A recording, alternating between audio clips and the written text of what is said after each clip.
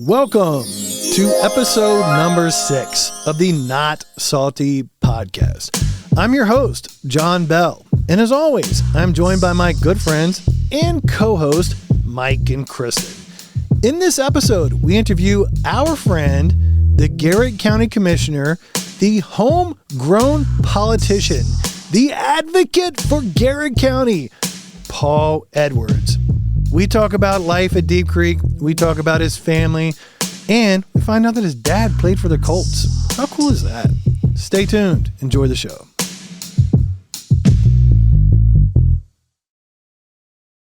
And here we go. Episode number 6. I've got my Victory, what is this thing I'm drinking? Victory Sour Monkey Sour Triple in a glass. It's pretty good. It's really good. I like it. 2 years ago, I'd have told you I didn't know what a sour beer was. I probably would have thought it was rotten, but they are pretty good. Hey, before we get into the podcast, we got a pretty good award today, Kristen. Oh, yeah. It came out today. Well, this will be after. Okay. So this hasn't hit the newspaper yet, but it will by the time that this podcast airs. What did we actually get? It was from the Republican. Yeah, Rayleigh Realty got the greatest in Garrett County for real estate brokerage. Yeah, we did. Oh, yeah. So voted by the patrons of Garrett County. Thank you all. Excellent. So Rayleigh Realty was the favorite real estate brokerage, and also my business partner and one of our sales agents, Mike Kennedy, was voted the favorite agent. And so thank you, Republican. Get that one right. No, just kidding. That was we are very, very appreciative and honored to have the award. Thank you. So speaking of winning, we're here today with Paul Edwards. Paul is the Garrett County Commissioner and just won another election. I probably should have looked this up, but how many terms is this for you? This is number 3. Welcome, Paul. Thanks for coming. You're the first political person we've had on here, so probably the most educated. It'd probably be the last after this. You're a stepping stone. We're hoping to get through you to your dad. All right. Well, yeah. We're there. So you'll have to explain a podcast. I'm sure he doesn't quite get that, but. So this is term 3 for you. Thank you for your support. Thank you for helping Garrett County with everything you do. We'll get into that in a minute. But you do come from a history of politics. Your father's a senator? Correct. How long was he a senator for? So Dad was in Annapolis for 40 years, and I think 16 of those 40 was in the Senate, and the rest of the time was in the House. Before that, he was a county commissioner. Before that, he was a town council member in Grantsville. So, he was in it for just about 50 years total, with 40 of them being in Annapolis. That's cool. So he basically spent his career in politics. The whole career, basically, yeah. All for Western Maryland, the Senate, the House, everything for this district? And he was born and raised in Garrett County and never left. Wow. So that's also what this show's about. You're from here too, right? Born and raised, Grantsville, Maryland. Gotcha. So you grew up here. Father was a senator or House representative, worked everything up, like you just said. What we don't know is much about your mom. Is she around here too? Or, absolutely. Mom and Dad have been married 55 years now, I think. Wow. Mom, so she deserves the real credit. She's the brains, the saint. Mom is the brains behind the operation.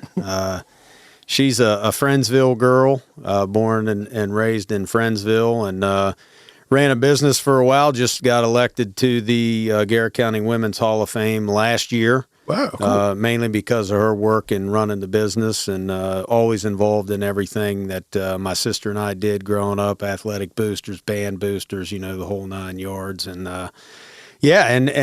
kept my dad straight, and still does. And I say a prayer for her every night now that Dad's retired, because he's probably going to drive her nuts. Oh, that's going to be something for them to adjust to. Interesting dynamic there, I believe. I remember my parents, they both worked a lot, and when they first retired, they were very excited to retire, and they were like, this is different. So yeah, your dad's in for... and I worked with your mom for a long time. I was going to bring that up in a minute. Yeah. Just a preamble here, Paul took my mom's job. Thanks a lot, Paul.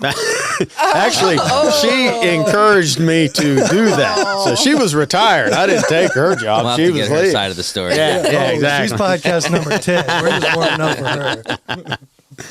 Paul, how old were you when you wanted to go into politics? Like, did you watch your dad do it and decided you want to get into it? I did. I think like a lot of young boys in particular, you kind of idolize your father growing up. My dad played professional football. A lot of people know that, some don't. Played for the Baltimore Colts.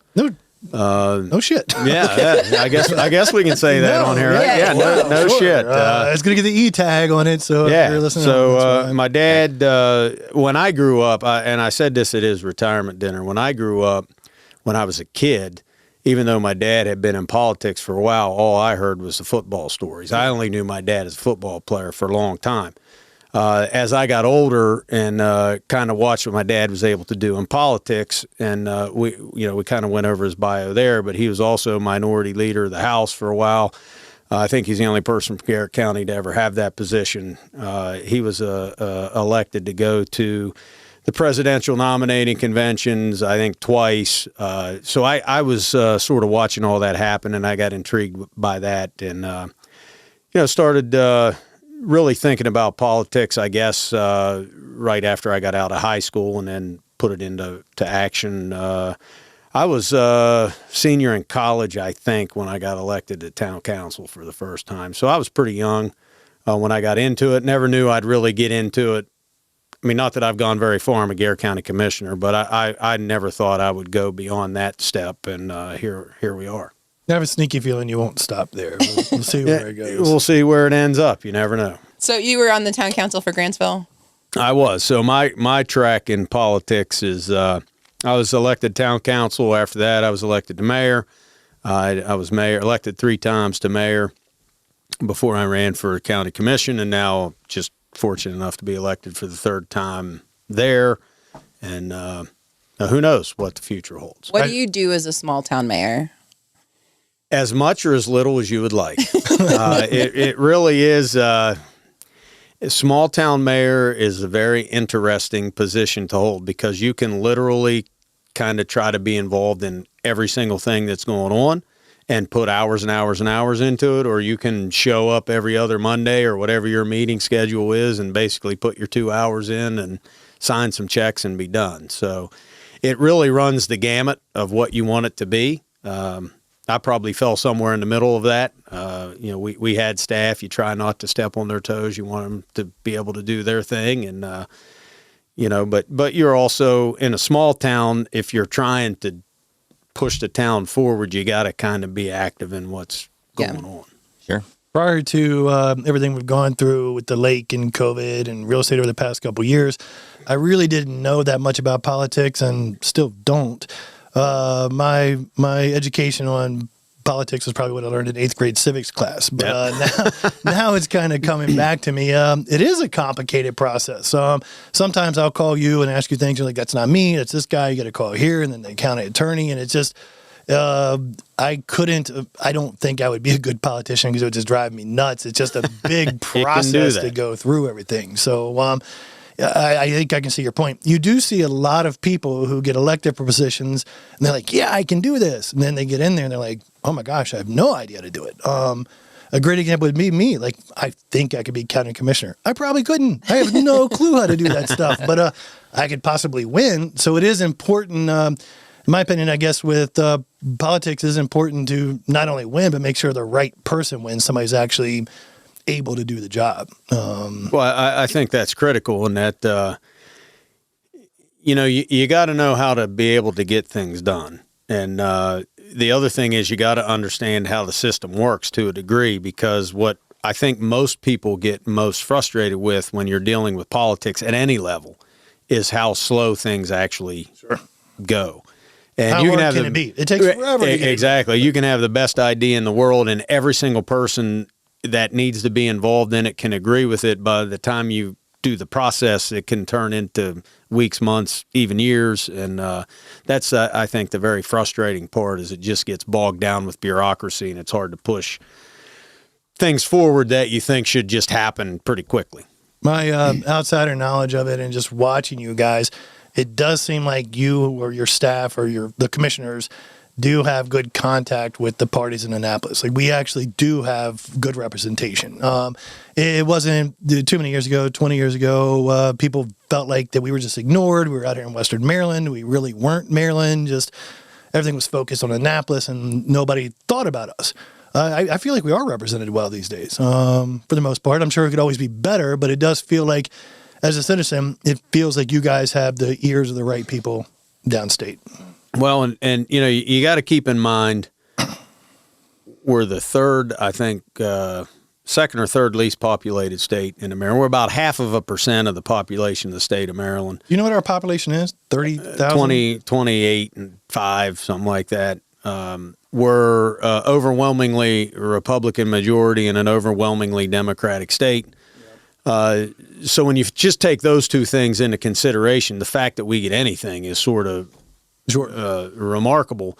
But it is because, no great progress has ever been made without great relationships. And if you can't build relationships, and I'm not talking about me personally, I'm talking about Jim Heimbaugh, Larry Tichenor, our mayors, Spencer Schlossnagle, and in Friendsville, and all the people that I've been fortunate enough to work with here in this county. And certainly my dad and Delegate Beitzel and, those folks, we've been able to make relationships with the people that are able to help us, the federal representatives, the governor, and regardless of political party. And we have, I say it all the time, we punch above our weight in the state. Because of that, having Deep Creek doesn't hurt because most people know about Deep Creek. They understand the importance of Deep Creek. They understand the importance of Deep Creek from a regional perspective, not just a Garrett County perspective.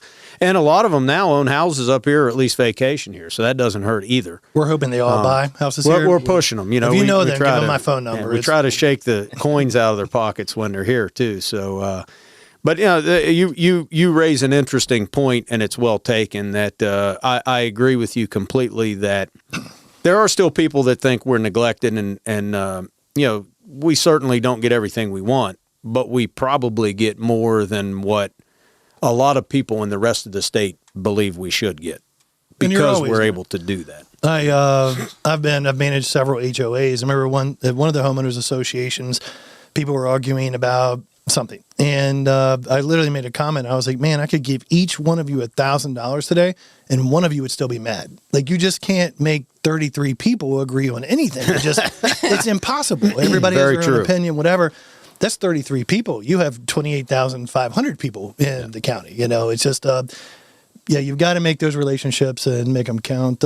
This has been a big year for Garrett County politics, too, because not only did your dad, Senator Edwards, retire, but Delegate Beitzel, Wendell Beitzel, also did, too. So who took both of their spots? So Delegate Mike McKay from Cumberland, who has been delegate representing, I believe, 1C, which is eastern Allegheny County and western Washington County. He is now the state senator representing District 1, which is essentially Hagerstown to us. It's the biggest district in the state.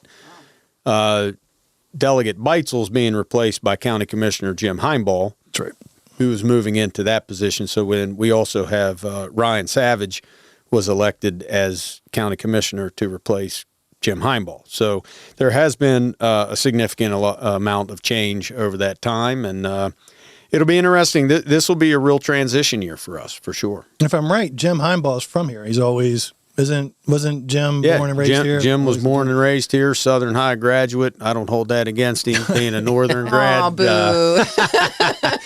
The funny thing about that is, so Jim and Larry and Larry also is a Garrett County born and raised. He's a Southern grad, and when I was a kid, and especially when Jim and Larry were kids, they're a lot older than I am. Joking around and being Northern and Southern was a big deal. What I've learned more recently in the last 10 or 15 years, like, nobody cares anymore. Yeah, so we joke around about it and we pick on each other about it, and people were like, what are you even talking about? So I think it's cool, though. I mean, you should, to an extent, to a point, you should have a little bit of a rivalry. And it's all in fun.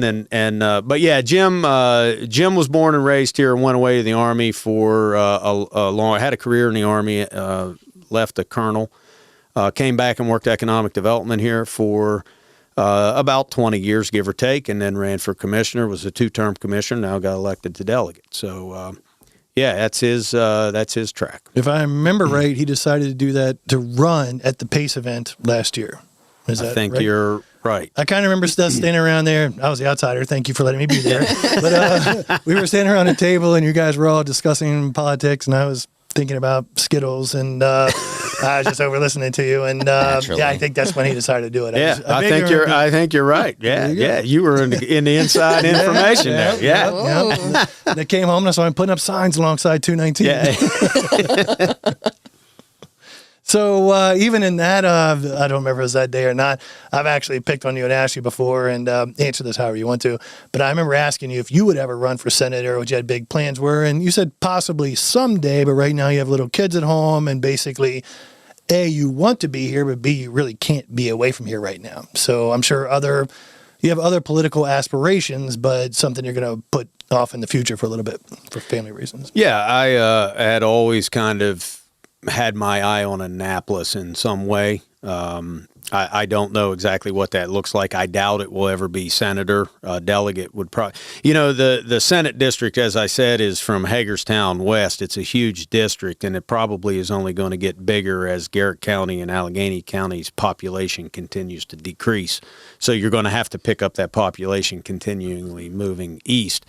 And the delegate, it used to be Garrett County and a small piece of Allegheny County. Now it's Garrett County and not quite half of Allegheny County. And probably by the time I would ever be able to run due to my home life with my kids, it's probably going to be most of Allegheny County and a lot of Garrett County, which isn't I don't want to say it's not a huge commitment. It is, but it's not such a time commitment to visit the whole district. Going to Cumberland's a lot different than going to Hagerstown, and but it's hard to deal with little kids at home. It's almost impossible when you have as many little kids as I have. See, the other thing I value very much is continuing to stay married to my wife, and if I left her with 4 young children at home, it may not work out. Yeah, I don't know that I would still be alive after that, let alone married. So, no, but she's very supportive, which is great. But I do have aspirations to do something more at some point in time. Whenever that, I did not, and I said this earlier, and I'll repeat myself, and I apologize, but I didn't know that I would be sitting in a commissioner chair at this point in time. I really didn't, let alone to be here now 3 times around. And so what is next? I can't really say. It's really going to depend on opportunity. And my situation at home and where my kids are and so on. If you want to make God laugh, tell him your plans. No, that's a very good. Yeah, you're absolutely right. See how it goes. The other thing that happened recently, and I want to say this year, but it may have been last year, was the 219 intersection in Grantsville off of 68. And in a minute, I'd like for you to explain a little bit about that. But a funny thing about that story is I graduated college in 2000. I studied that intersection in college. It was one part of one of my marketing classes and studying in Maryland. So from 2000 to 2022 is how long it took for that intersection to actually happen. Like when you're working with politics and highway roads and these things don't happen overnight. Well, that's what we talk about, how long 22 years. It takes. And, the interesting thing about that is I think if you go back and look through all of the minutes and notes and history of that, I think that conversation actually started somewhere around 1958. Okay, so my gosh. But till it got to that point to even be studied, and then it took another 22 years. And so we have been very fortunate recently. And I'll give Congressman Trone a lot of credit on this. He's really taken this issue in particular, and certainly Governor Hogan as well. They've prioritized this project. They've pushed it. They've worked regionally because you need Pennsylvania to be on board to get it done. And it's moving in that direction. And right now, the trajectory and the projected open date for us to be driving on that road from where it ends now until where it picks up back in Myersdale is just about 10 years. So that 22-year window is being winnowed down to the next phase being at about a decade, which is significant because of all the benefits that intersection can offer, which we're all very excited about. And that's not just a Grantsville thing. That you think about Deep Creek in particular, and you think about the lifeblood of Garrett County, which is tourism. And I was talking to Mike earlier. When I was a kid, this was a Pittsburgh vacation spot, period. you got very few people from other places that came Yeah, here. your dad played for the Colts. He did. And then 68 came in, and not long after 68 came in, now a lot of people from Baltimore come here, and those upgrades. Now a lot of people from Northern Virginia and DC come here. But when you look at the transportation north-south that's going to come into Garrett County because of 219, now all of a sudden you're putting Erie, Pennsylvania, Buffalo, New York, some of these other areas that now it's, as that road continues to be pieced together over time, you're looking at maybe the same hour drive from Buffalo as it is from Baltimore, roughly. I mean, a little. Be the an same hour thing longer, but 68 did for DC and Baltimore. it's exactly right. So you're opening up the county to a lot bigger marketing area for people to come to Deep Creek, to Oakland, to Grantsville, to Whitewater, and Friendsville, whatever the case may be. So it really is, I think, a huge opportunity for the whole county. I don't remember the exact route, but my mother-in-law, if I remember the story correctly, grew up in D.C., and her mom or grandmother had a house on Marsh Hill Road, a little cottage. And just the way they'd get here was just crazy. It would take them 5 or 6 hours through little mountain country roads to get here. Once they built 68, it was 2 hours. Yeah. So that really opened up the traffic, a lot like what Quarter H is doing for Canaan Absolutely. Valley There's and, another big. Timberline. Yep. That was a huge project. So it's funny. There was the same class. I studied Quarter H and I studied the 219 intersection in the same class in 1999, 2000. But so Quarter H is done now. Yeah, exactly. That about the same timeline. Well, Yeah. almost. There's still pieces of it that they're not connected through West Virginia, not Correct. the part. I've got a big conspiracy theory. Is Quarter H an escape route for DC? That's my conspiracy theory. I've been sworn to secrecy. Otherwise, it is the best road to just get on. Like I tell you, It if is you one ever of my want to test favorites. out the horsepower of your vehicle, Corridor H is a good place it is to amazing. do it. You have to. I will put on cruise control because if not, I would probably die. Like you can get on that road. I'm sure you guys have driven it, and you can just fly. And then And hit you that- can go for an hour and not pass a Yeah, vehicle. you won't see anyone until you get to that little town right in the Virginia line. Then you get a speeding ticket. Yeah. It goes from Virginia 120 miles an State, hour yeah, to exactly. like 25 miles an hour, and without even a stop sign. If you miss that stop sign, you were getting a ticket. You're in trouble. I was just That's out that right. way the other day, and that town's actually got some stuff going on. I didn't realize there was Where, a little Canaan hub. or, no, it's the town you were just talking Cape and about. Valley? Yeah, No, that's West Virginia. But It's right past there. yeah. It's Wardensville. yes, That's correct. the one Yeah, I saw. yeah, yeah. Yeah, and there's like some stuff going on. Well, it I'm like, would why- though. This It's really road is pretty, like too. this road's Yeah. making a lot of opportunity. I've been on the Interesting. other part of it through like Elkins and stuff, so it'll be really cool for us, Garrett County, once the other half is completed Yep. into Sure. central West Virginia. Because right now there's a couple ways to get to like Clarksburg. It depends on where you're at in the county, but it'll be even faster to go to some of these places. And I've got stuck in Parsons before because it was snowing and I couldn't get around. I couldn't get up Sugar Mountain. I had to wait an hour for them to clear because there's no other way to get Yeah. home. Yeah. Like literally no other way. And Quarter H, like that section of it would come into that. We're thinking of it on the tourist end because that's where we are, right? So we're thinking, oh, it's great for tourists to get from DC to Canaan Valley or Deep Creek on Quarter H. It also opens up an opportunity for the people who live, like in Wardensville, to actually get to DC faster. So I mean, we Yeah. always think of it in our minds. We're thinking tourism, but it also allows them to get to other jobs and stuff. It's just there's no way that's not good for both economies. Sure, yeah, and I can tell you from a school perspective. When I first started, I coached basketball, and we always scrimmaged Petersburg. Yeah. And to get from Northern to Petersburg was like a 3-hour drive. It was a long drive. And when I finished, at the end of my career coaching basketball, we were scrimmaging Petersburg. It was like an hour and 15 minutes because you It's just such a- hop on. it's- yeah. I mean, it is a Get right on. noticeable Yep. difference in being able to get from point A to point B because of that. Well, and this isn't so tourism is a huge lifeline for Deep Creek Lake, for Garrett County. Sure. The Deep Creek Lake tourism industry is huge for us. Lots of tax dollars, provides a lot of benefits for the residents. It's a great thing for us, but it's not a bad idea to have a secondary route for an economy. And if you think about it, like there's one of the meetings we were at and we were talking really long-term planning, and I don't even know if this will happen in my lifetime, but if you really look at it, it's Grantsville, that intersection we're talking about, may be the next lot smaller Morgantown. If you're looking at it, you've got Hagerstown, Cumberland, then nothing till you get to Morgantown. Grantsville's kind of an ideal location for that. So I don't know. My guess is in my lifetime, I'm never going to see a Best Buy in Grantsville, but it may be there someday. It's definitely got the land lays right. It's easy off the interstate and it's got development potential. And that would be good for the county to have other opportunities for people to move here. Well, if you follow the growth trends of America through history, transportation is what makes areas grow. And whether it were the canals in the early days, followed by the railroad, followed by the interstate system. The interstate system right now, especially if you have an area, and use Hagerstown as the example, where you have an east-west, north-south connector, which is eventually what's going to happen in Grantsville when 219 finishes, the opportunity for growth and real growth exists. Now, what we have to balance here, and I think the discussion in Garrett County moving forward is, how much growth do you want to see? Like, That's the allure the of Garrett County is the rural setting and the slow pace of life.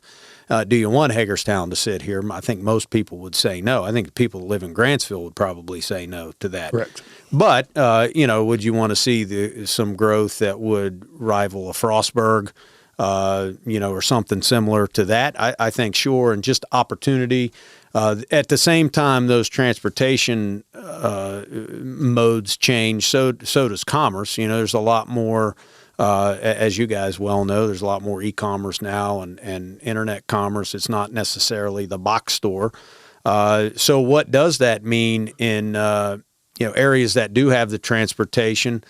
We talked a little bit about the benefit to the tourism economy, but when you get beyond that and you get into retail, what does 20 years from now in retail look like, and how can you capitalize that?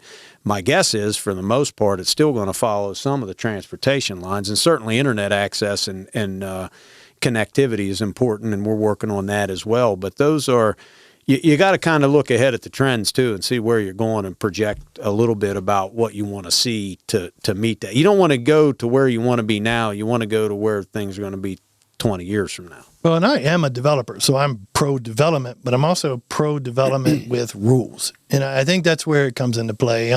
So when Hagerstown was created, I don't know the year it started, or a lot of these older cities, there weren't rules. Like there wasn't zoning, stuff like that. So I agree. We don't want you want the right type of development. And what that right type of development is, I don't know, but it's something the county needs to figure out. And that's why zoning exists. I will tell you, for every day at work, I get aggravated about zoning. I'm also very thankful that there is zoning. It's the joke I always tell my clients. It really stinks when zoning tells you that you can't do something, okay? It is really cool when they tell your neighbor he can't. That's why zoning exists. That's the way you look at it. Exactly. That's what it is. And you need that. Like, it just popped in my head while you were talking. If you go to Park City, it's really neat. Like, their zoning there is super strict and maybe too strict. But even their Walmart signs and their McDonald's signs, you really can't see them. Like, there are ways in 2022 and beyond, there are ways that we can develop property the right way. I mean, there's a way to do it the right way. And the right way is normally not to do it fast. Think about it and then figure it out, which we have plenty of time. I don't see a lot of people coming here tomorrow, but it is something that'll come here in the future. It does seem like Grantsville's growing in a good way. Like the Castleman Market, such a great addition. It's so nice to have a grocery store there and to have locally made stuff. Like, I loved that ribbon cutting. I loved walking through there. And then the ice rink came in this winter. I feel like Grantsville is moving in. I mean, I feel like Oakland's grown a good bit, and I do feel like Grantsville's growing in terms of like businesses and people, are choosing to stay there and start a business. I did not hear about that. There's an ice rink. Is it indoor or? Yeah. Well, it's covered, but the sides are open. At the town park in a pavilion. So it's a roof, but it's open air. And it's been a great addition to the town, and a great way to be able to utilize a park in the winter in Garrett County, which oftentimes, because your basketball courts, tennis courts, baseball fields, when in December you can't do much there, but this has opened a door that provides something that a lot of people in this area don't have the opportunity to do without traveling far to do. That is the teeniest, tiniest little step towards something cool. That's a great step. Like, it sounds crazy to say how important an ice skating rink is. It brings the whole community together. Yeah. I don't ice skate. I'm going to take my kids there, and I'll probably talk to you while they're ice skating. Like, it's just, it's Yeah, a because great I'm not thing. ice skating either. I've got way too many broken ankles. to Yeah, do that. exactly. I'm too old. That ship sailed, I think. But So that there are ways to develop areas correctly, and even little things like that, like the ice skating parks. Definitely, that was very, very cool. We should go there. I think, didn't I say you just bought tickets? For a Yeah, marketing we were pass? planning. Yeah, we were planning like a little Rayleigh day. They had that storm damage, so they Yeah. postponed us. But I know a lot of my friends have gone. A lot of like adult friends, and then like people with kids. It's really cool. Like the closest one. Do they still have it at the YMCA in Cumberland? I don't know if they do or not. I was talking to somebody about that the other day. I don't know the answer to that. My gut tells me no, but I don't could even be know wrong where you about would go to like do Morgantown, that. I Morgantown. think, yeah. Okay. But even the Morgantown one is nice. Well, the one we went to at Morgantown was nice. It was probably the one you went to when you were a kid. I mean, it really hasn't changed much. And it was indoor. Like, there is something cool about an outdoor ice skating rink. At Oh a well, state you're park. dressed for it. Like it's Yeah. I'd much rather do it outside. Hey, what's the guy's name who owns the Castleman market we were just talking about? Ben. We were just talking about him in a meeting today, and he was not there. And totally unannounced, totally not part of the meeting I was at. They were talking about what a great guy he is. He's fantastic. And I don't know that much about him. I think I've said hi to him one time at the Castleman Bakery next to our office, I think. But supposedly he and people like him are doing really cool things for the county. So, I mean, that's where we need to attract business owners like him that come in and do cool stuff. And Hey, he's you know, a great guy from what I hear. He is. He's a fantastic guy. I got to know him pretty well. Being in town, and I've had lunch and breakfast with him multiple times. He keeps talking to me about the things he wants to do. Like the market, and he's not just doing things either in Grantsville, although he's doing a lot there, obviously, because that's his home base. But he's got the market here in McHenry, which is doing very well. Oh, we go there all the time. Yeah, it's doing exceptionally well. He's got other plans, some things that he'd like to do. You look at Brenda McDonald and everything that she's doing, and things she's doing for the county, and we've just been blessed. Neither one of those people I just mentioned, and we can mention 25 other people. None of them were born and raised here. They moved here. They're making serious contributions to the local economy. They've bought in. They're trying to help the community. So you factor those folks in with the homegrown people we got, and we've got some really great things happening here. Challenges, certainly. Can we work together to mitigate them? Yeah, we can. But you bring in people in. If they come here to vacation for 5 years, they fall in love with the place. They buy a home, and next thing you know, they're opening another business, or they're, who knows? They're volunteering with Garrett Mentors, or who knows what they're doing to help the community. And I hope our community doesn't forget. And the mindset here has changed even since I was a kid, and certainly since my dad and Jim Heimel and those guys were kids. Like, it used to be a big divide between the North and the South, and that's sort of dissipated. Actually, it's really dissipated. And now the more of the divide is sort of the lake and everyone else. But I even see that deteriorating a little bit and not being quite as much of a, I don't know what you want to call it, division. No, But, it totally used to be. It yeah, was and it's different. getting better, and I think it's getting better because those people that are coming here are really trying to, like Ben and like Brenda and like Jim Bailey, and we can name, like I said, we can name 50 other people who are just really trying to be part of the community and help the community and support the community. And I think people that live in Grantsville and Oakland and Mountain Lake Park and Kitzmiller view that and say, hey, you know what, maybe this is pretty good. Our vacationers, it's partly because the vacationers used to not have access to those communities. So if someone in Grantsville, for example, had never met someone who vacationed at Deep Creek Lake, they'd be like, oh, what are those people like? But now they can go down there. And that's a big part is getting the communities together. Our vacationers want to go to Grantsville ice skating. They want to go to that Spruce Village Christmas thing where we were at last Friday and walk around. Yeah. They want to go downtown Oakland and hit Vagabond and Englanders. And the they spring, want summer to do market. that stuff. Absolutely. And you've seen that come a long way. Grantsville's come a long way the past couple of years. Downtown Oakland has come a very long way over the past couple of years. And they both have a lot of room to grow still, but it's proven that if you build it, they will come. And you look at our county, and I'm a big town guy. Like my my background's municipal government. I was always living in Grantsville. I was on the town council there. I've worked with the mayors of all 8 of our towns, love all of our towns, really support our towns. But, to me, you've got the lake, and then the other areas that really have an opportunity to push this county forward are the towns. And whether that's Kitzmiller, which you don't really think about, but you got Wolf Den down there, you got the Potomac, you got some fishing opportunities, some outdoor rec stuff that maybe you can't do every place else. You're not going to find better whitewater opportunities in Friendsville. You got a great opportunity there.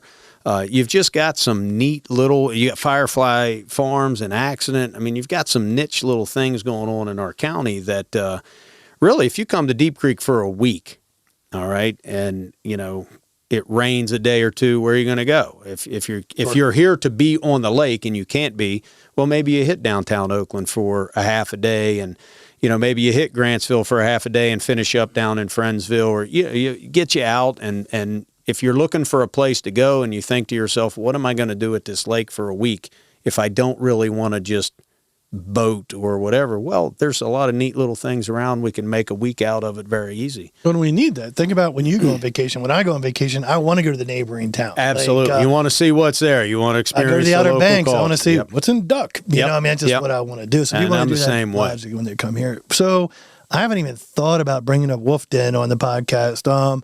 I don't know if a lot of people know what Wolf Den is. If you don't, Google it. It's amazing. Yeah, absolutely. I was part of that sale, and Wolf Den was a gigantic piece of property. It's kind of neat. We thought it was like 1,500 acres, and we got it surveyed and found out it was closer to 2,000 acres. Yeah. It was. Tax records are wrong. I guess you guys need to recoup for some tax money. But the tax records are just wrong. And I'm texting right now. that's how surveys go. It's kind of neat when you start following surveys. Think about when this property's huge.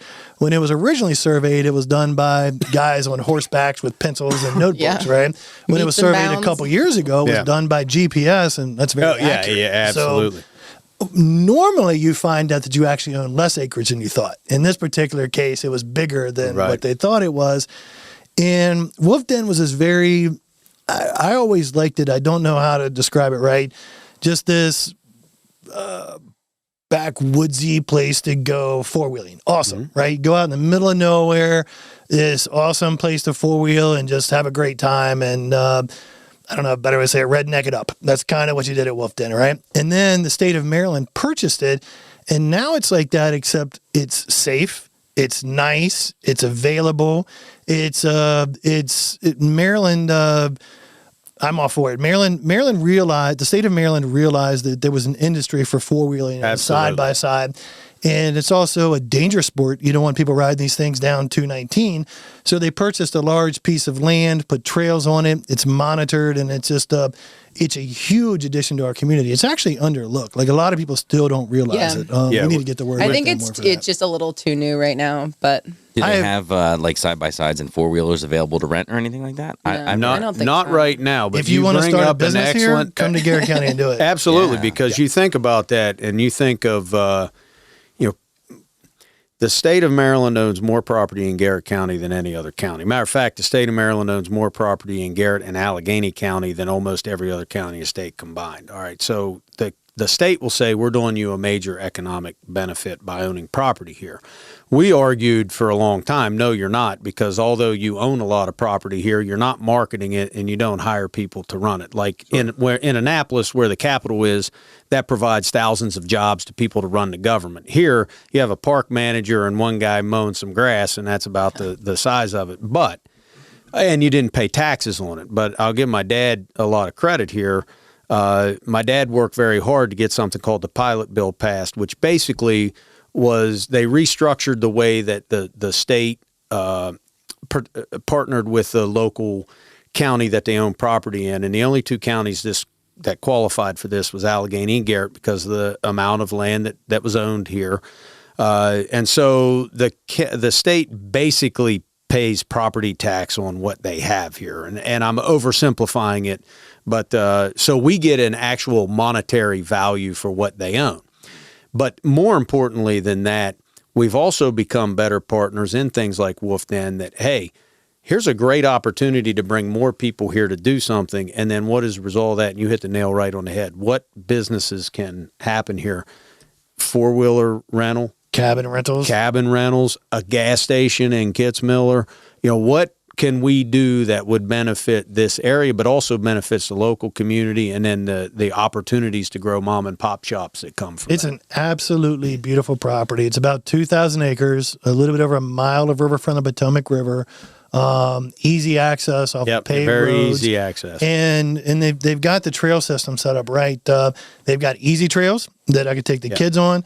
They've got this one place called Hell's Highway that's pretty sick. Like, you need to know what you're doing to go up Yeah. Hell's Highway. Yep. And it's just it's a very good resource, and it hasn't yet, but I think it's going to catch on. Somebody who owns land down there is going to build cabins. Absolutely. There's public water and sewer there. Yeah. Who knew? Like, it's just, Yeah, for it's real, just wow. kind of in the middle of nowhere, and because of the town of Kitzmiller, there's public water and sewer, and I'm assuming they would have the rights to tap into it. But whatever landowner down there could probably tap into public water and sewer, build some cabins.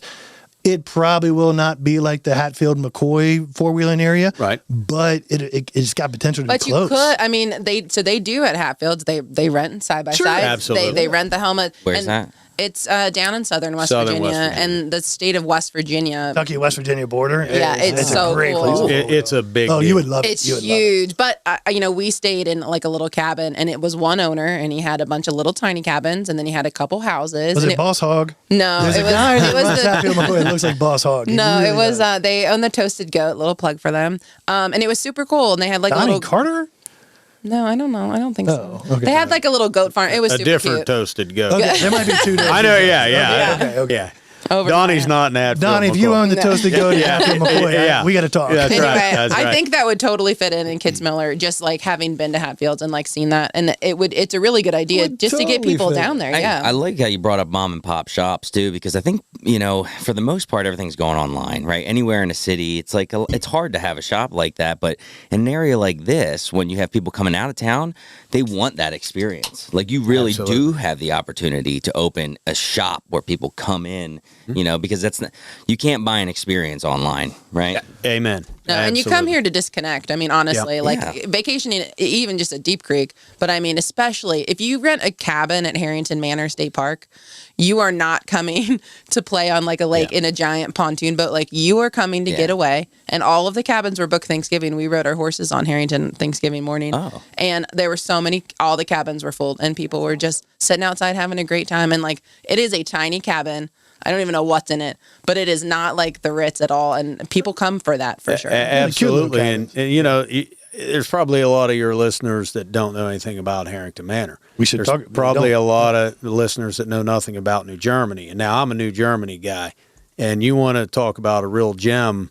The opportunities New Germany has, family friendly, the little lake, you can paddle boat, you can canoe, all the trails out there, and their cabins are booked, I think, 2 years in advance. So I know. I wanted the to stay word's there out once, there. actually. Yeah. And, it's a great little area. And, all the things that we're talking about sort of makes Garrett County unique and great. And you can, my goal as commissioner before I'm done is for the whole Mid-Atlantic region, not just Maryland and not just, the DC, DMV area, but for the whole Mid-Atlantic from New York to North Carolina thinks of outdoor rec in Garrett County, because you got four-wheeler, you have cross-country skiing, you have snowshoeing, you have downhill skiing, you have all the amenities the lake provides with that. You've got world-class fly fishing on the Castleman, you've got fishing on the Potomac, you've got everything you can imagine,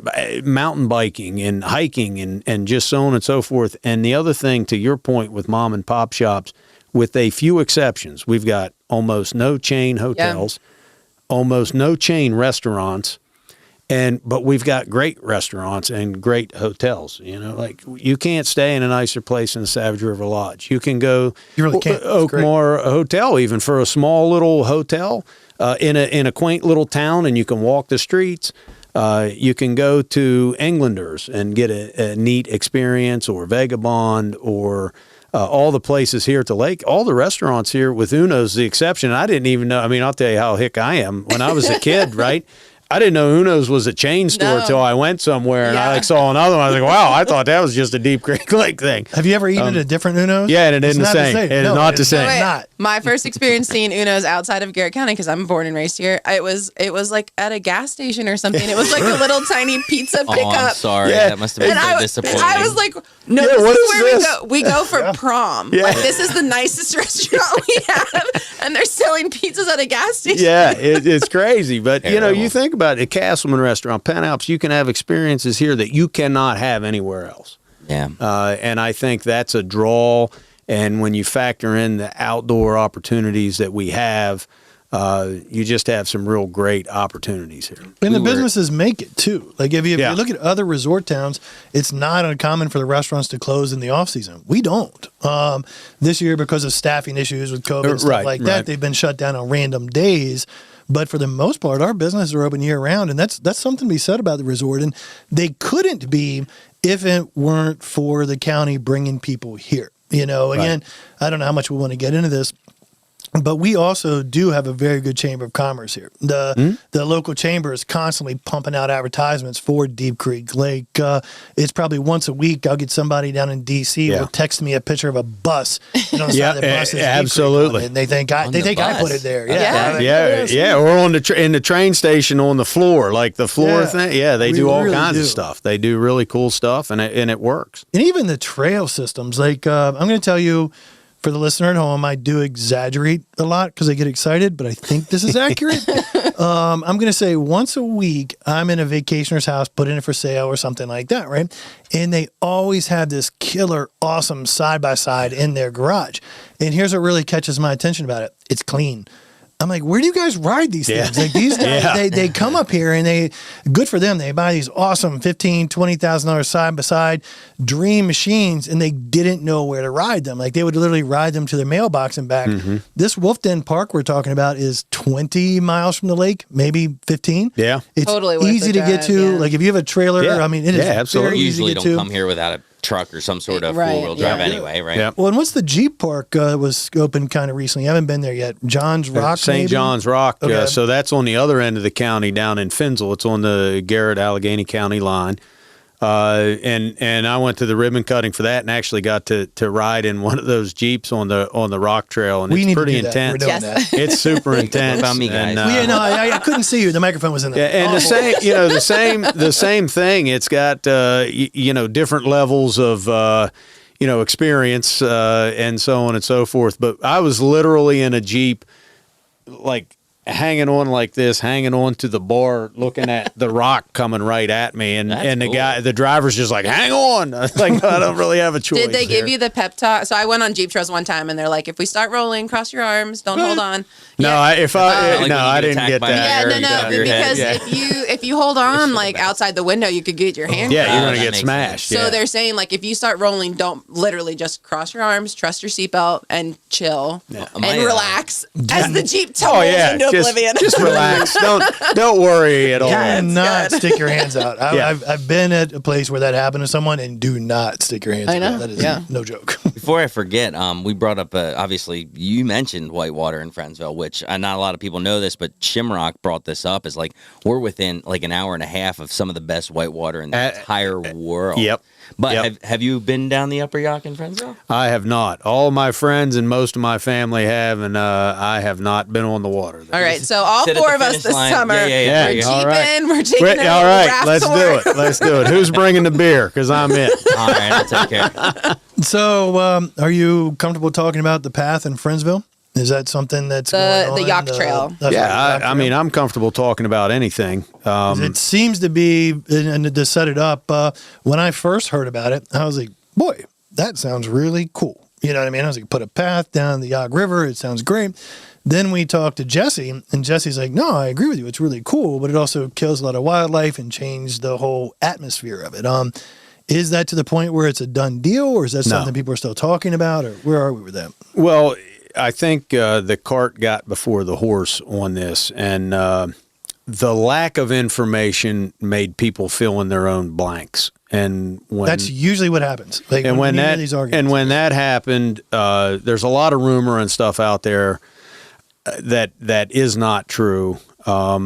But the gist of it is there has been talk for a long time about a connected trail from really the ultimate goal of this was the Gap Trail, which a lot of people know goes from Pittsburgh to D.C. It's amazing to fill people in. You can literally ride a bike from Yeah. Pittsburgh to Washington, D.C., and it stops in Somerset, maybe? It goes to Myersdale. Meyersdale. And it goes through it goes through Cumberland. It actually goes through Frostburg, and it comes up to Myersdale in Pennsylvania. And the ultimate goal was to get from Myersdale to Grantsville, and then from Grantsville to Oakland, and then from Oakland to Friendsville, and then from Friendsville to Confluence and tie back into the Gap.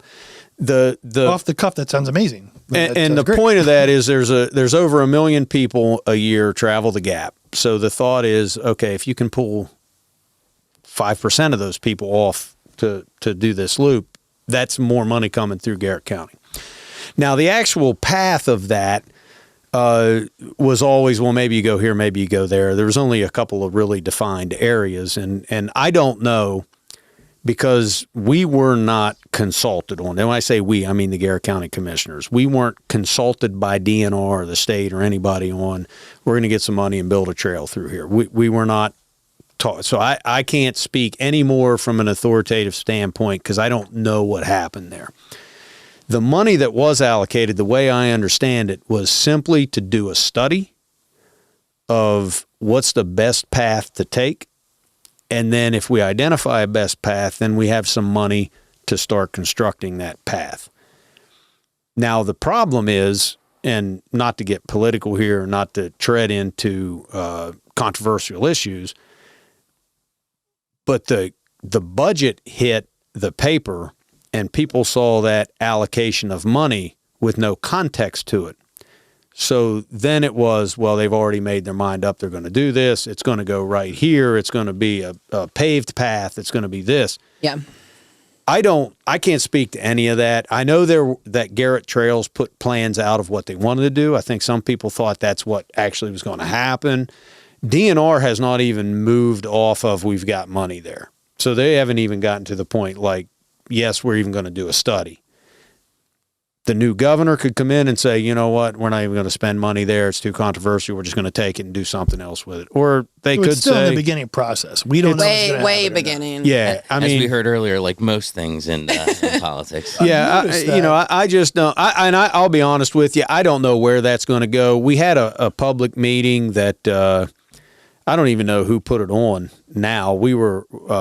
Well, I say we again. The commissioners were asked to attend, and we did. And some people brought up some excellent points. And a lot of people really aren't against the concept of a trail from Myersdale to Oakland to Confluence, all through Garrett County. It's just it's more location of it. Like maybe it would be better to go over here, and you're not getting into the sensitive areas of the Yock. Even a lot of people that are like, we don't want it right here. We're adamant we don't want it right here, but we're okay if it goes over here. So I do think there is hopefully some compromise there that we can do something really cool and really great and, pull these people in and help Grantsville and Oakland and Friendsville, which would be the three hubs in the county, pull some folks in without disrupting the natural order of things and the environment and other industries. Because I know a lot of people in the whitewater industry are against it because I think they think it's going to hurt what they're doing. And you got to be sensitive to that too. One of Jesse's comments was that if the path is right down the river, somebody might jump in the river and try to swim. And once you get in the river, you're not going to get out. You've got 9 miles of basically unprotected river. Right. And that's an excellent point. But that gets back to our comment earlier. Development is good as long as you think it through. Right. And so, we don't jump on it. And you're exactly right. Most people probably opened the newspaper, saw $4 million and envisioned 68, Interstate I-68 running down the river. And I don't want to speak for him. And Mike, I think he committed, but didn't Josh Spiker from Garrett Trails agree to come on the show? Or I'm still talking with him about that, but that would be really nice just to kind of like hear from his perspective too, like, what's going on. And also, just to talk about I was going to say, there's a lot to talk about. The Garrett Trail's doing some great stuff. They certainly have a lot. I'll bug him too, because I know Josh, and he should. And my opinion of Garrett Trails is they're a very environmentally friendly, good group. I don't know if they're environmentally technically a company, conscious. but Are they a company or are they what are they? Well, they're a nonprofit. Okay. And again, there's a lot of misconception about what Garrett. A lot of people think Garrett Trails is an extension of Garrett County government, and they are absolutely not that. They are not. We have no control over Garrett Trails. We have no oversight over Garrett Trails. We give them a chunk of money, much like we do the Chamber of Commerce or fire departments or whatever. But they have a board. They have to follow the rules of 501c3s and whatever. I believe, I'm speaking a little out of turn, I think they're a 501c3. I'm pretty sure they are. But, and then they do their own thing. And I think for a long time, even before I was on the Garrett County Commission, I think the commission as a collective has always looked at Garrett Trails as sort of Garrett County's Parks and Rec, because we never had a Parks and Rec. Yeah. Sure. So they were okay with giving them some money to help them on their mission, which is develop trails and so on and so forth and outdoor recreation. And I think that's what started. And because of the money, and again, this predates Jim and Larry and I, because the money was going to Garrett Trails, whatever amount of money, they put a commissioner on their board just because part of their funding was coming from the county. And that still exists. Commissioner Tichenor is our rep on the board for Garrett Trails, and we give them more money today than we did when we came in to office, but we're still not giving them, it's not like we're funding their whole budget or even giving them a ton of money. I think we give them $25,000 a year or something like that. Josh and I were walking a property on the backside of Fork Run, up on the backside of the Wisp one day, and I was selling the neighboring land. He was showing me where they're going to put the new trails in. Yeah. And one of his comments to me was that ideally they would like for a trail to be within, I can't remember if he said a mile or 5 miles, but either a trail within a mile or 5 miles of every resident of Garrett County. And that's really cool. That's Think about it. so If you're cool. a kid, Yeah. you can hop on your bike, and from no matter where you live, there's a trail you can hop on. And it sounds goofy to say this until you actually get out on trails. Trails are not easy to build. They're not easy to build. They're not easy to build. You think you go out with a chainsaw and you cut a path. It's not, well, you could, but that's not a nice trail. And then they're also Right. expensive to maintain. And then your issue with not having trails is people go on places that aren't trails, and then they're trespassing. So it is important. Like, I don't think a lot of people argue about mountain biking because they really don't do much damage. But if you happen to live next to a farmer and you think you're going to go cut through this guy's cornfield, he's going to get mad. And Yeah. the reason why you would cut through his cornfield is because you don't have a trail to go on. So it kind of answers the whole thing. As the recreation industry progresses, mountain bikes, e-bikes, all these things become more popular. There needs to be trails for people to go on. These trails are important to make, and they're complicated. Yep. And they have to be maintained after they're built. No, you're absolutely Who right. owns Fork Run Recreation Area? Is it state owned? It is County. actually county owned. Okay. And And, Garrett Trails maintains it? Yes, and our big picture vision of that is to maybe be the first county park. It's really cool back there. Fork It is. Run So yeah. is awesome. It's Yeah. so nice. Yeah, How many acres is it total? Because you guys then you bought the 300 and some acres. I think you had 8, or I think the county had 800 acres. Then you added 300 to it. Like it's a lot. I was going to say it's somewhere around 1,000. Is my guess. The best part, if you haven't been there, is you're going to Fork Run and you're going, I don't know, maybe a mile into it or whatever, and you see this sign. And I don't remember exactly what the sign says, but the sign says, "Please be careful. No cell phone service. Don't get hurt." Like, funny story about that. it is legit. The first Like, time yeah. I ever went out hiking by myself, I saw that sign. You know what I did? I turned around and went. Like, what am I getting? And if you're listening home, it's not that bad. It's not. Yeah, It's yeah. not at all. I was just a city boy. You know what I mean? I'm like, okay, Yeah, you yeah. know. I will not call him out, but probably all of us know him. One of our friends was back there and he got lost. He saw that sign. Do not go there when it's getting close to dark, because if it's not dark, For you'll be able to sure. get out there just fine. Yeah. But you don't get cell phone service because you can't look at your maps on your Yeah, phone. yeah. And he was able to get a couple calls out, and one of them was me. And I was like, dude, I don't have a clue where you're at. He's like, I'm looking at a tree, and there's another tree. And I was like, well, go uphill. I don't exactly. know. Yeah, and to the point too, it's like that was my first time on a trail here. 2 years later, I did Big Savage. You know what I mean? In the So it's- daylight, you're fine. In the Yeah. daylight, you will be 100%. It really Yeah, introduced yeah. me, and it's a Fork Run, and then also Deep Creek Lake State Park. Oh, is so nice. phenomenal, old growth Yeah. trees, Yep. you know, Yep. and yeah, there's really phenomenal hiking trails. I around forget here, about so. State Park. The state park's Yeah. 90 some acres. It's great. And you're right. Fork Run kind of, where else? I've never lived anywhere else, but where else could you go and have that many cool state parks? Like, Oh, yeah. I understand your tax basis question or issue. It is something when you want to make sure the state of Maryland doesn't own too much land because they want to pay real estate taxes on it, which keeps the county funded. But at the same time, it is also very, very cool that the state of Maryland owns as much land as they do because then we can all use it. You know, think about Wolf Den. If a private individual would have bought Wolf Den, it would not be what it is. Absolutely. I don't know what the Wolf Den tickets are off the top of my head. I think they're $15. $15. It's not- You go it's down there not full wheel expensive. all day Yeah. long. If it would have been a private individual, it would have been $150 and would have excluded Well, and I mean, so many theoretically, people the from it. money is going back to the county or Sure. the state or the employees. You don't feel like you're making somebody. That's the whole you know, preface Yeah. of it. tons We of money. technically own that because it's owned by the state and Yeah. the residents of the state. Right. No, New Germany's really cool. They had like a ice fishing demonstration last year. They have groomed trails too, don't they? Or they're not groomed, but they do have- I don't think that they groom for cross country, but they have so many miles of trails. Oh, yeah. I know I've been up Harrington there. grooms and Sing Run State Park. Jesse sometimes grooms it with his snowmobile. That's right. He does. But that's Jesse. another Sing Run State Park's another great like Yeah, brand that's new one park. you don't even think about. Yeah, and like I mean, it's I guess the newest. Yeah. And yeah, I mean, if you look Yeah, that's outside of the right. Deep Creek area, other than Swallow Falls and Deep Creek, and you just look around, there are so many other cool parks that are just a short drive Well, away. let me throw a plug into my favorite state park, which is my second favorite state park is New Germany because I was a kid. That's where we went to swim and hang out. So, but my favorite state park is Maryland's smallest state park. It's 4 acres, and it's the Castleman River Bridge State Park. And it's the only state park that is in a municipality, and it's the smallest state park. And it has the largest, at the time it was built, it was the largest stone arch bridge in the Western Hemisphere, and you can still walk on it today.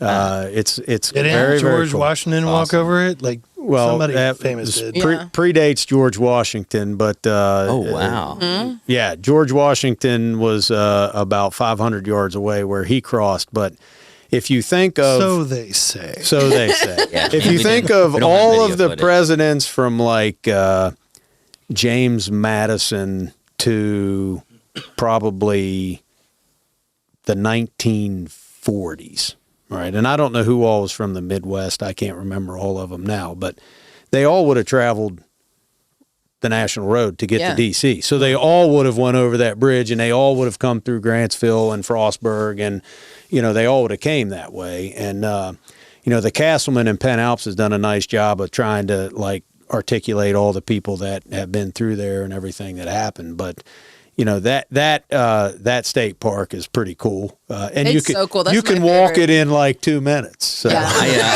I signed a listing agreement in that state park one time. Did you? Oh, Yeah, wow. yeah, that's Look where I at met you. them, and I was like, I should do this more often.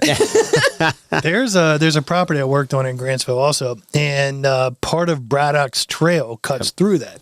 And the reason I know this is there was a dry riverbed on this You property. can see the ruts. And and I couldn't figure out where this riverbed was. I was like, there was never a riverhead, there was never a creek here. We studied maps, we did whatever.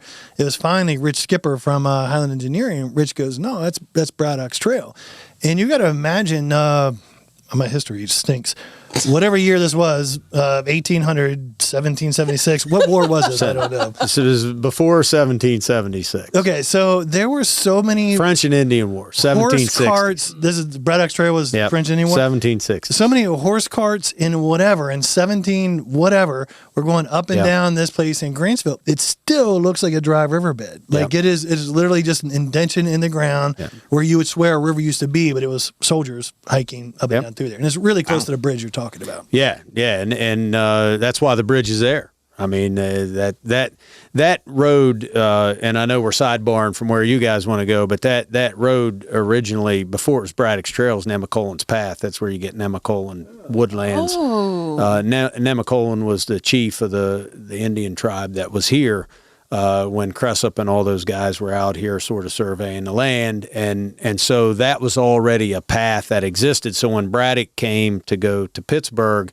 from Cumberland with George Washington, they followed the path that was already there, which became Braddock's Trail. Well, then when they wanted to build the road, there's already a trail here, so let's just build the road here. And then when they wanted to put the interstate there, well, there's already a road here, so let's put the interstate here. You want to be thankful you're don't know. alive when you're alive. Thank goodness we were alive now. Could you imagine hiking that trail? exactly. In the But you know what the wintertime? funny thing is? Like 1,000 no years from shoes? now, people will be like, "Man, can you imagine Oh, yeah. driving Oh, a for car from like Grantsville to Oakland? It would have taken a half an Could you hour." imagine taking that 219 interstate? Yeah, interchange? yeah, exactly. I wonder who studied Who that. wants to go around that roundabout twice? Funny you bring that up. I read a statistic the other day that just the way that human beings are with technology, our relationship with technology, that even though the curve seems to go like this, it's always been exponential. So if you take a snippet from 1,000 years ago, even, it's the same Yeah, exact yeah. curve. So That's an everybody interesting thinks they're perspective. living in the craziest The cutting time. edge. Yeah, yeah. It's human nature. That's You good know, stuff. even you're talking about the Castleman Bridge, you do volunteer for a lot of stuff for Garrett County. I don't know all the organizations you're part of. I do know when I show up, you're always there. We were just down at the Spruce Village Christmas thing, whichever you're listening to. Kristen has a really cool video of it on our Facebook page. Such a cool little thing. It's this area in Grantsville. They rebuilt all of these 1800s little log homes, and they do a little Christmas show. And there's a guy in there. I should know his name. I've watched him paint birds for 22 years now. But Gary Yoder. Gary Yoder. Gary yeah. Yoder sits in there, and he's supposedly one of the most Best in the talented world. Yep. artists for Yep. painting birds.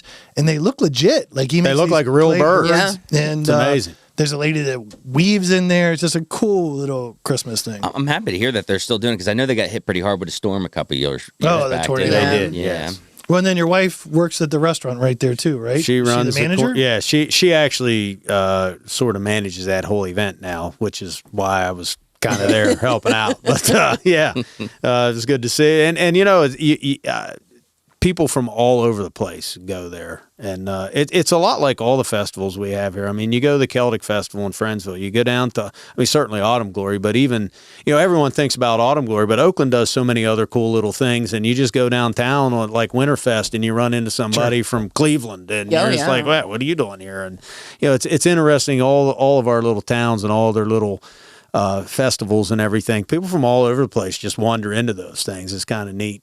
Yeah, and I have a good friend of mine. Their family owns a property off of Burnett Road, down by the Yacht there, and they have their own little festival Yeah. here. You know, where they have from California and from not Detroit, Chicago, and DC, and they come here every year to meet. I think this really ramps. Yeah. A lot of Oh, ramps Oh, down there. gotta love some ramps. I sure do. If you go to the Christmas festival at the Spruce Village we were talking about, make sure to go to the Cornucopia Cafe. It is one of Garrett County's best restaurants, and I think the only place that has shrimp and grits. That's my Probably Yeah. true. That's my thing to the family. We go there every year, and I'm like, cool, but we're going to eat there first. Yeah. And I only make it there 2 or 3 times a year. I do love it. It's a great restaurant. It's a neat, charming restaurant, and It's they're so cool. consistent, Yeah. like consistent. So. Like the woodwork in the building is just, the whole It's a little cool place. area is just a neat That area. that building came from Canada. It was an old barn that was the building itself. It was the barn wood came from Canada and was repurposed into that building. That used to be a different building years ago, and they bought the property and renovated everything. And their vision for the restaurant, they found a barn in Canada that they liked, and it's you can see it when you go in. You can see the cut Yeah. marks and everything, and so they imported it and put it together in obviously different fashion. But yeah, it's But kind of Noel and I were just talking about this when we were there. That was a building and they tore it down, or Yeah. they remodeled it? I can't remember. That building was torn down. Okay, so there was an old building there. It got torn down, and that got Correct. built. Correct. Let me tell you how hard that is, and I was not involved with that at all. My neighbor and I, and Noel, bought a barn that was built in Pittsburgh by some steamboat captain in 1865. Okay, we tore it down in Pittsburgh, and we brought it here to rebuild it 3 years ago. Yeah. It's still stacked in a pile under tarps. It is the most difficult process to figure out how to do that.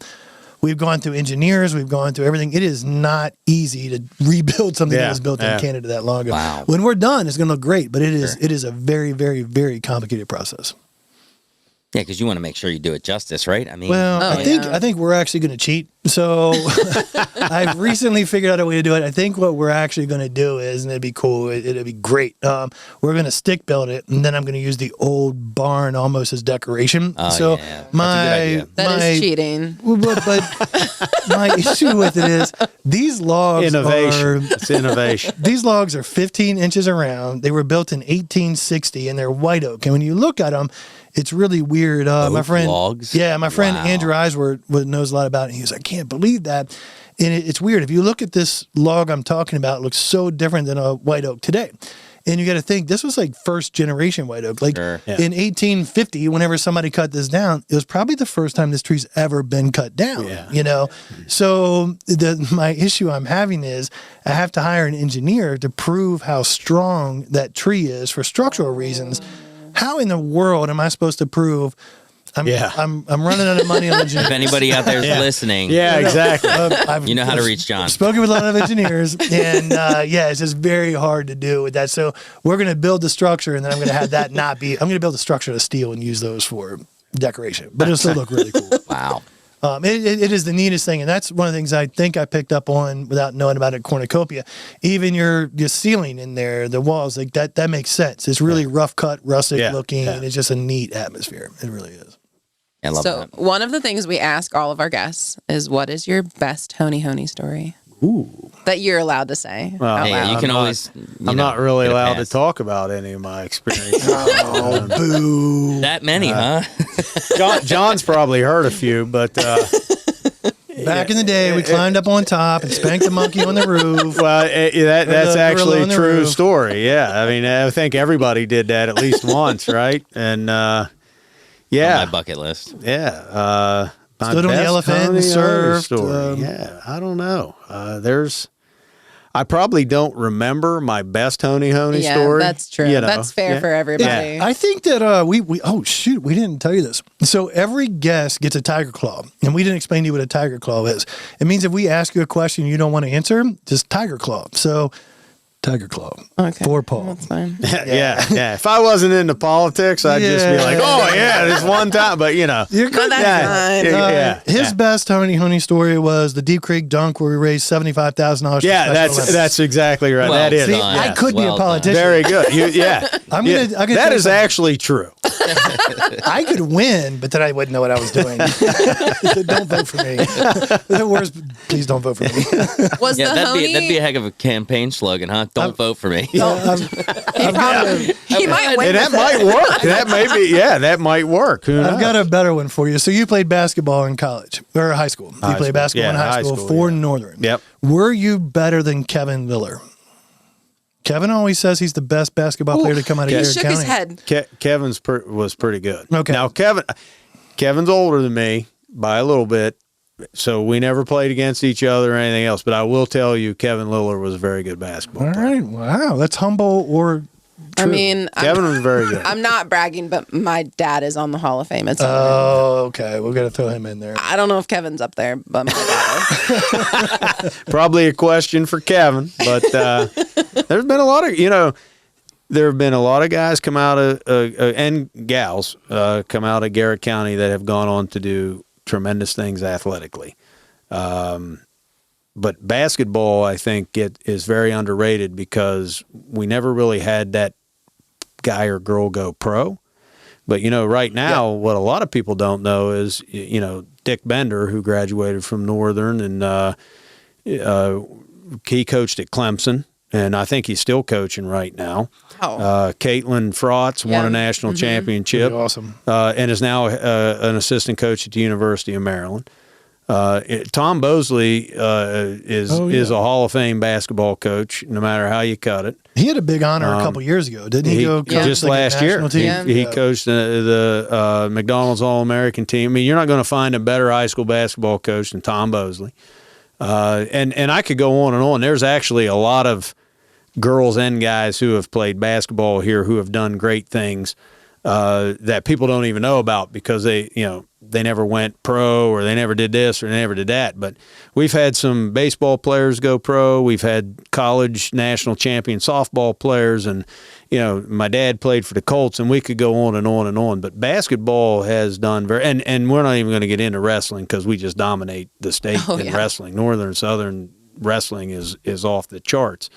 John experienced that firsthand for his 30th birthday. So Jesse Shamrock's a good friend of mine, and He was a very good wrestler. I don't understand how he's so strong. Like it is ridiculous how strong that guy is, to the point we talked about on my 30th birthday. I tried to wrestle him 1,000 times and I lost every single time. Yeah. And I'm a foot taller than him. I'm 50, 60, 80 pounds heavier than him. I should be dominating him, and no, he just destroyed me. Yeah, when they know what they're doing, they know what they're doing. It's amazing. Yeah. And Jordan Skipper is another one. Jordan won. Yeah. I'll mess up the stats, but Jordan came out of Southern, yeah. and won 2 or 3 years in a row state champion. Yeah. Just amazing wrestler. There is a good wrestling. Oh, it's outstanding wrestling. I remember one time when I hadn't met him yet, and we were working on something with him. He was helping out clearing something at a property, and he was like, "Here, send this over to Jordan. Get him. I know you're going. And I was like, "Oh, what's her phone number?" And he was like, "You better not say that to him because he's a really good wrestler." And I was like, "Oh my god, I'm such an idiot." I remember that. No, Jordan. It is about that. I don't know how they're brought up. Jordan's another guy that I've never seen anybody be stronger than him. It's amazing how strong that dude is. He's a man now. He's 30-some years old, and just I don't know, athletic specimen. Like it's just amazing to watch him work. He just picks up logs. Yeah. Yeah, it's unbelievable sometimes. So it is neat. We do have that. So real quick, not to circle back to your dad, but it is cool he played for the Colts. Did your dad go to Northern High School? He did. Okay, so went to Northern High School. Is he the only one to play NFL out of Northern High School, or have there been others? To my knowledge, he's the only one playing the NFL from Garrett County, period. Because Jared went to Fort Hill, right? Yeah, Jared went to Fort Hill. Yeah. So there's been 2 out of Fort Hill. Yeah, one I out of think the Northern. Cumberland's had a handful. Cumberland's had, and like Yeah. Mountain Ridge is just, I don't know what happened when you combined Bell, because like we, basketball, I mean, That's a legit rivalry. we You think the beat- Northern Southern thing is we that's beat a real everybody, and then rivalry. all of a sudden, all the schools combined into Mountain Ridge, and they're unstoppable. It was like, where'd all the talent come from? It was insane. Like as soon as Mountain Ridge got formed, it was like, oh, we're losing 100%. They're so good. They've got a. Well, they just lost in the state championship football game. But they this made it Saturday, But they there. made it there, and they got there undefeated, Yeah. and then lost their first game there. So Kristen did not ask you her favorite question. When we started this, we were going to do the Not Salty podcast.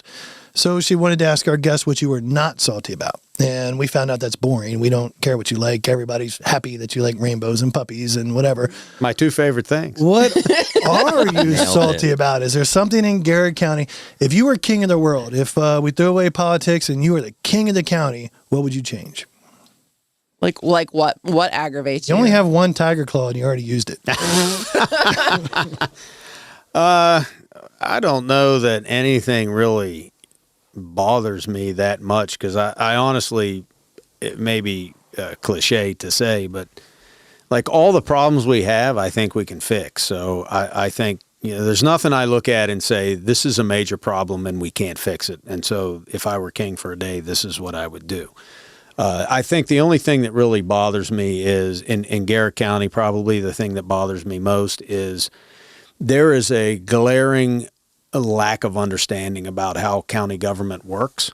Mm-hmm. And so, and I'll give you real examples of that. And I understand it. I mean, it's not something that people study or it's not real sexy to talk about at the kitchen table or, whatever. But Everybody's opinion, but they don't know how. well, it exactly. actually And works. like people think the Garrett County commissioners run the school system. We don't. We have actually zero authority over running the school system. They think we run the towns and we don't. They think we run the sheriff's department and we don't. It's really what we do is we make sure your roads are plowed and paved. We provide and make sure there is a sheriff's department and school system because we have to fund them, but we don't have any say over them. So really all we can do is like decide how much we're going to tax you and then how we're going to distribute those taxes. there's very little else we can do. But people are adamant, and like they heard, the other thing that I don't hate it in Garrett County. I find it to be a little bit charming, quite frankly, but some of it's quite ridiculous. Like, talk to the old timers and they'll tell you about the time that the federal government dropped all the rattlesnakes in the parks because they were trying to kill the coyotes.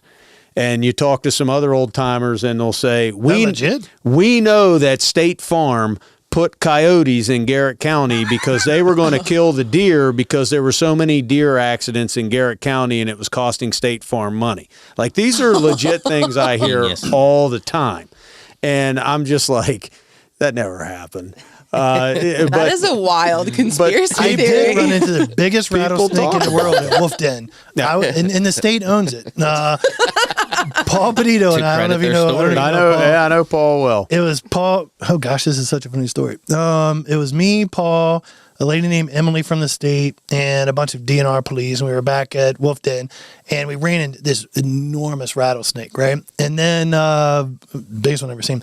Then we run into this dude who was stealing ginseng back there, and I'll never forget him. He came out of nowhere, and he had like some pistol that was his grandfather. His grandfather was probably on Braddock's Trail, and he kept the pistol from that. Like, it was this, like, I don't know, 1770s pistol, and he thought he was just the awesomest dude in the world. And I think either me or Paul said something to him about stealing ginseng or something, and the guy got kind of weird. That guy had no idea we were like 20 DNR cops. And it was great. They diffused the situation really quickly. They were like, hey, buddy, you need to understand. You're fine. Take the ginseng. Just going about your way. Yeah. But that poor dude had no. I've always wondered who that guy was. So if you're listening now, identify yourself. Yeah, no. Actually, just the statute is long past. Yeah, exactly. You're good now. Everybody's Man. fine. It was a fun story. Glad you didn't get bit by the rattlesnake.